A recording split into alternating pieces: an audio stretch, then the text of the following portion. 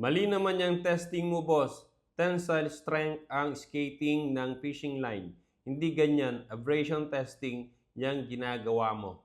Mali na naman ako. Sa pagkakalam ko kasi, idol, hindi ko na kailangang i-test yung aking mga line na ginagamit. Dahil may nakalagay naman dito na test. Example na lang itong hawak ko na fluorocarbon. Nakalagay 100 pounds or 50 kilogram test. So, na-test na ng mga company or manufacturer kung ilan ang kaya or strength ng fluorocarbon na to.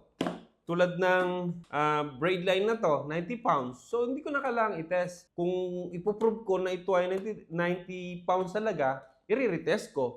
Pero, hindi ko na kailangan, idol. Yung ginawa ko naman doon sa ating barakuda, ay tinest ko gaano katalas yung ngipin ng barakuda at kaya pala ng ngipin ng barakuda ang 100 pounds na fluorocarbon at 90 pounds na braid line. So, yun lang, idol. So, salamat sa comment.